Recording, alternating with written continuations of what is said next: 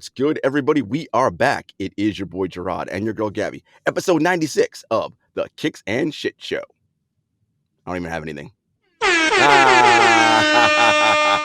was like, are you faking me out with the real sound effects now too? Is that what we're doing, Jay? I was like, I don't even have anything, but of course I do. Of course I do. Oh, Gabby, what is going on in these streets? Gotta love these early morning episodes, Jay. As you guys know, Jarod and I both have been out in the streets a lot with our feets. Feets in streets, yeah. With NBA playoffs, with a lot going on in general, different time zones. So we want to make sure that we're giving you content all the time. So sometimes, Jarod's got to record in a closet. I'm in a hotel room in Connecticut. And this is my home studio where all the voice magic happens, folks. A little let you in on a little behind the scenes. But yes, it is a morning where I have to bang out 3 or 4 projects in here. And so, hey, this is where KNS is getting recorded. Sometimes that happens, Jarod. I mean, like I said, I'm in a hotel room. I'm at Mohegan Sun currently.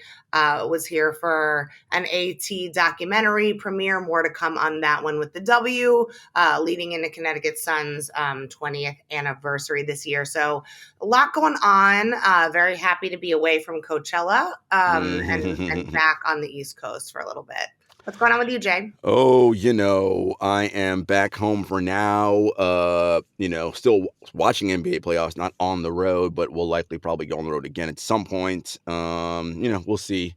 Just cranking out content, seeing what's happening in these here playoffs, lots of excitement. And it's funny, I kind of want to start with the playoffs here because the Jordan brand released the photos of the new Jordan Luka 1 shoe. Of course, everybody knows Luka Doncic, Dallas Mavericks superstar. And it had me thinking about something, Gabby. I was watching the Pelicans Sun series. Of course, everybody knows Zion Williamson on the Pelicans, but hurt this year, did not play. Zion already has a signature shoe with Jordan brand, yada, yada, yada.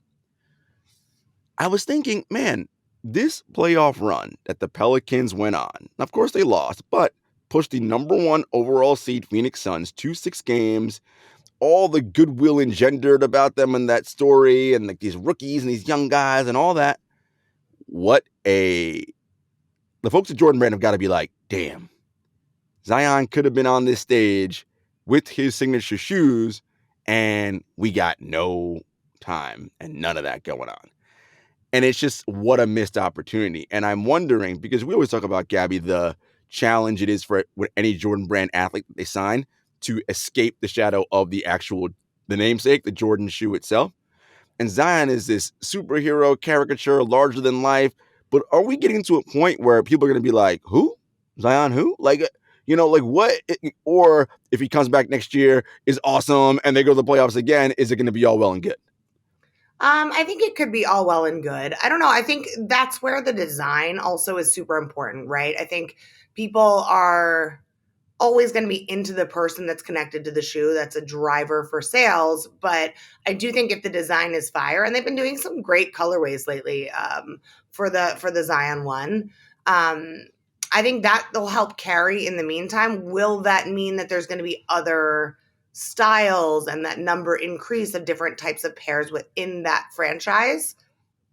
Probably not. That's where we'll see the impact, I think, especially add in supply chain issues, injuries that Zion's facing, a team that, is going to have to fight for a playoff spot again next year.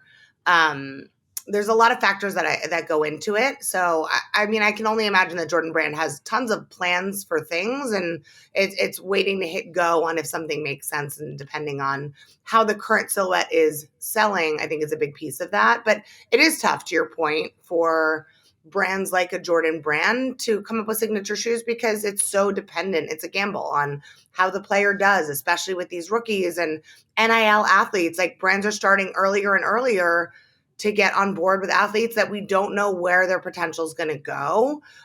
So that's a risk that brands seem to be willing to want to take. Yeah, I mean, Zion could be generational, right? And the reason why I thought about it was because of just like, this Phoenix series, with the exception of the Minnesota-Memphis series, I feel like this has been the series that everybody's talked about in round 1 in terms of, whoa, look at these rookies and unheralded guys. I mean, besides Brandon Ingram, who's outstanding. It's just like, wow. And what a stage and what an opportunity, what a missed opportunity for Jordan Brand and Zion. And now you look conversely at Luka, made it out of the first round for the first time in his 3-year career. So now, I mean, right, everybody's like, oh my God, finally. I'm like, he's been in the league 3 years. Like, calm the fuck down. um, People are gonna say that. makes it out of the first round, right? So he's now into the second round. Got the Luka one, so it's like okay, and they're playing the Phoenix Suns again, that number one team, so they're gonna get a lot of buzz. Like that's an opportunity, right, for Jordan Brand to be like, okay, the Luka shoe, which I like. It's got I like the design. It's more of that low to mid look versus a high top. Again, I think as you mentioned with Zion shoe, it's about the design, right? Like how good can it be? How consistent can they be in terms of design? And I don't know how you feel about signature shoes. I mean, besides Jordans, like, and I don't mean like Jordan Luke or Jordan Zion. I mean like Jordans themselves. Like, what athlete's signature basketball shoes are you like? Oh, I love that silhouette, I mean, or love I'm that a design. fan. I stand for KDs. the KDs. Mm-hmm. Not for KDs are all great. of them, but I like Yeah. them. And I think it's Mm-hmm. interesting seeing that,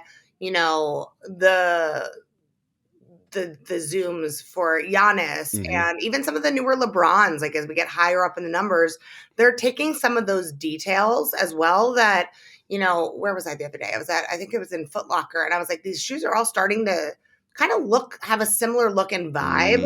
Mm-hmm.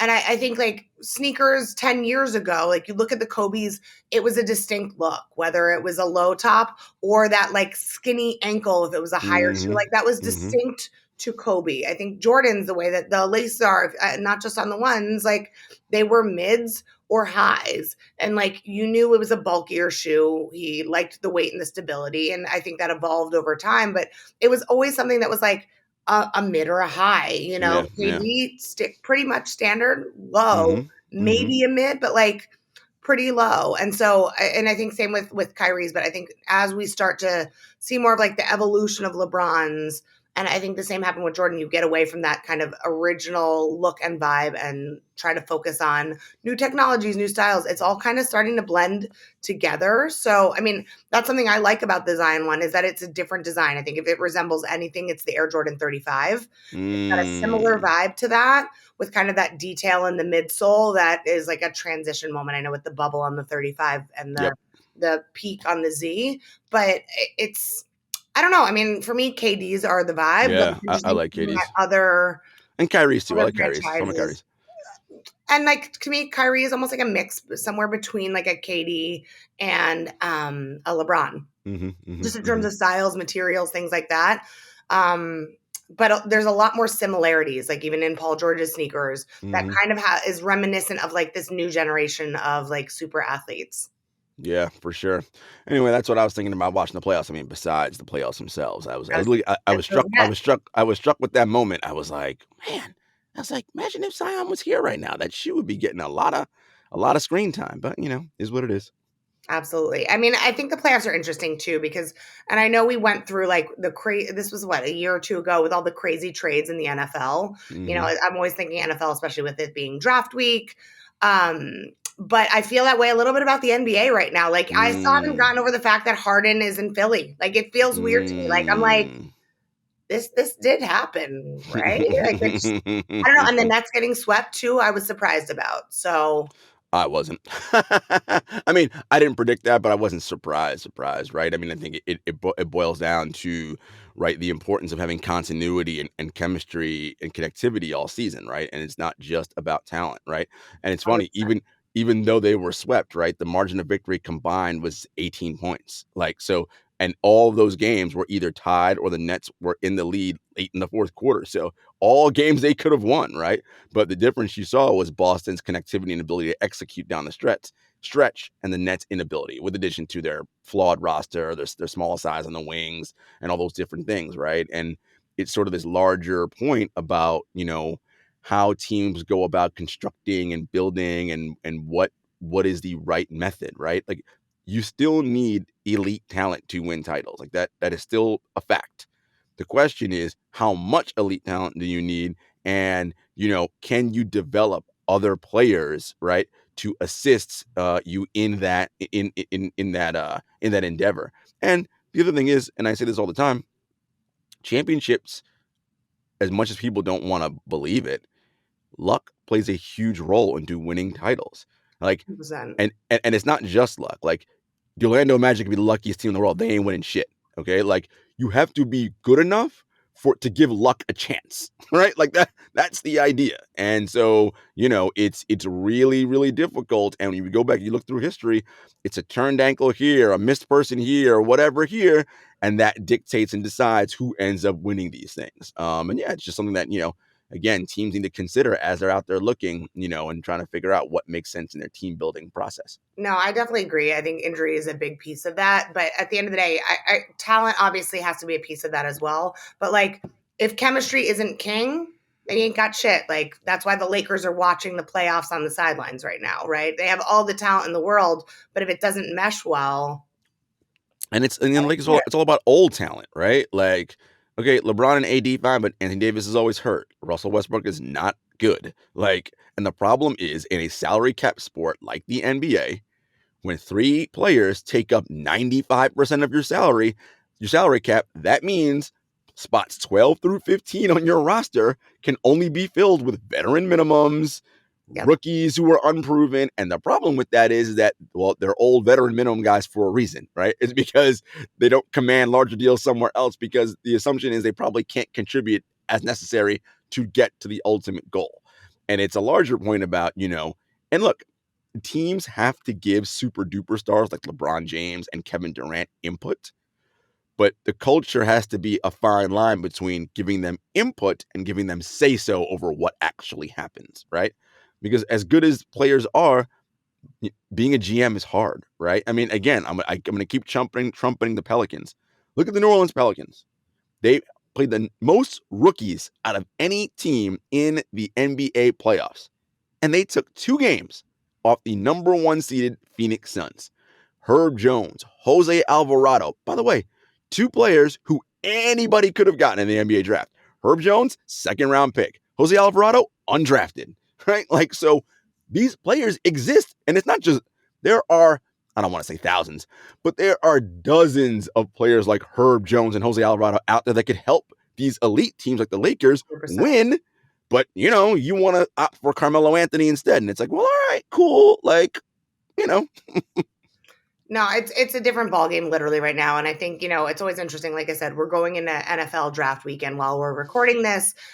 Even just like the media around Kayvon Thibodeau, right? Like, very happy that he is with my Giants.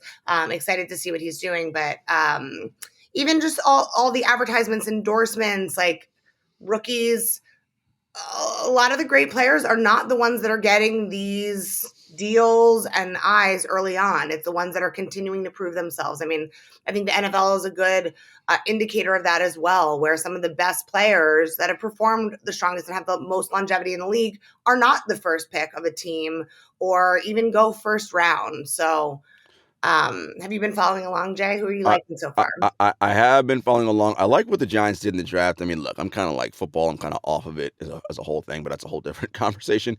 I do like what they did along the lines, right? Defensive line and offensive line, getting the tackle on the We need defensive that. end. Mm-hmm. And because look, in that sport, that still matters, right? Yes, you need an elite quarterback and all that things, but if your line can't block, that doesn't matter. Gotcha. And if you can't get pressure on the quarterback, it doesn't matter, right? Like those two things are still primarily true about that sport. So I like that they addressed that.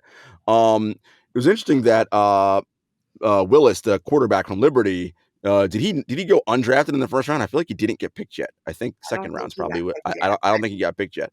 So that was interesting. I was curious to see if he was going to actually end up in the first round. So I'm going to be kind of watching his story. That's kind of the popular thing that's going on right now.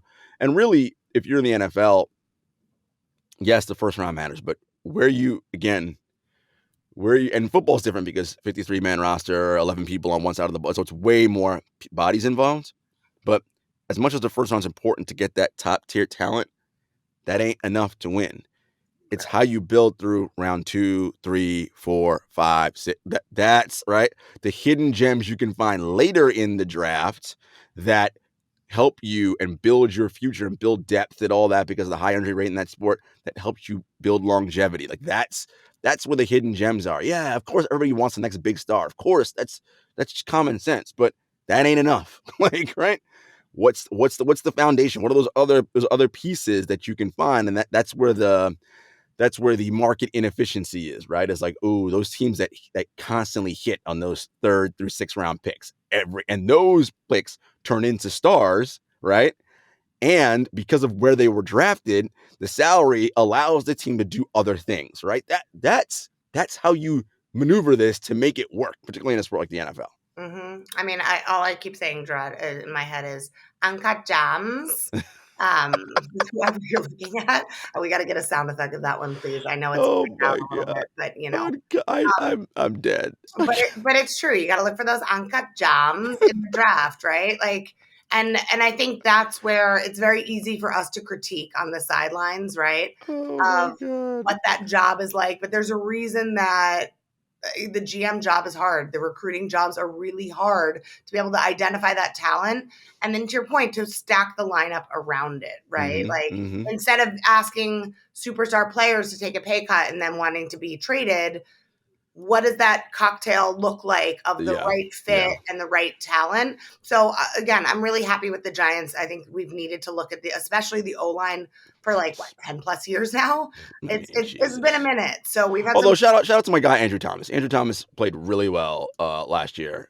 So I think he's a solid piece in that line. But And I yes, we think need other help. I think it steps in the right direction, but I'm glad to see that that's a focus this year instead of us like going. I mean, I was going to say instead of us just going after the flashy player, we did get Kayvon, but I do think that he's the right type of player for what we need as well.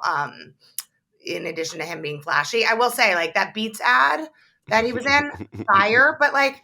How do these guys run with those chains? Like I can barely run with like a nameplate necklace. I mean, How do these I don't guys know. run with those chains? It's a real question, you know? I just It's like weight vest training, you know? It helps. 100%.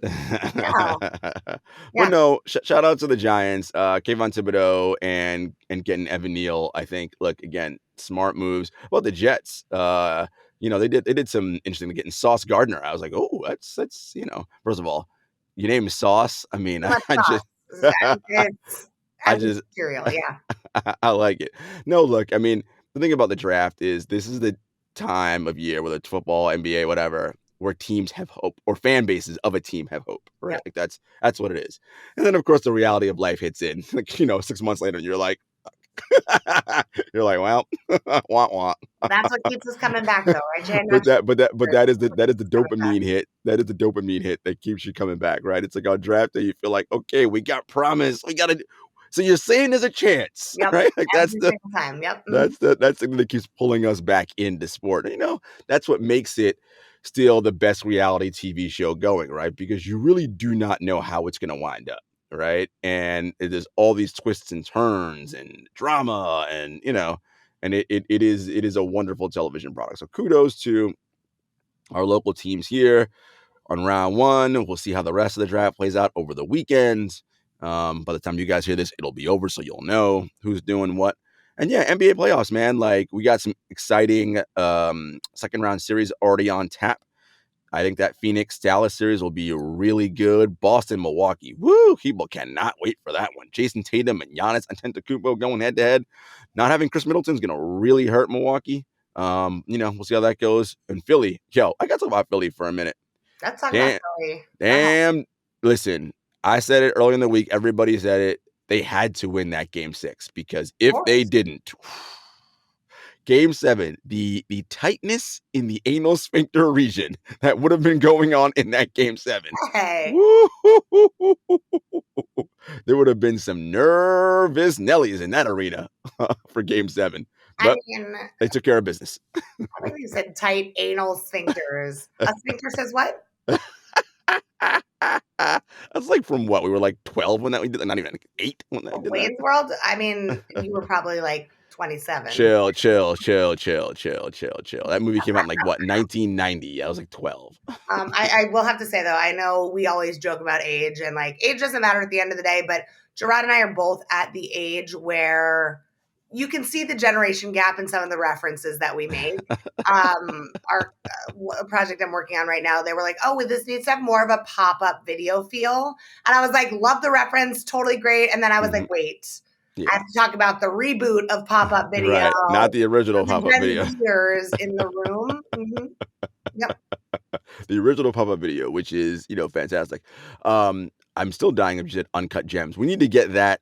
I gotta find that sound effect. Uncut gems. Yeah, I mean, there's a lack of gifs and sound effects. I will say, may or may not have done some research in that space, but yeah, I think we can. How are you feeling about Julia Fox as a? I'm not feeling. That's what I'm gonna say. Definitely not feeling. Uncut gems. I mean, she leaned in a little bit too much during Donda, and I don't know. I just Okay, finished the okay. Kanye Yeah, documentary yeah, yep, yep. the docuseries, and On Netflix. Hmm. yeah, and I enjoyed it. Episode 3 was a little bit dragging, so I'm like, great, it doesn't need to be the Cootie show; it's the Kanye show. Kanye, as he Shout, aptly yes. called him. Shout out to Cootie, by the way, who I met at Tribeca Absolutely. Film a couple years ago. And I will say, I think that people you don't realize how much footage is needed to create those documentaries. So I liked the longevity of it.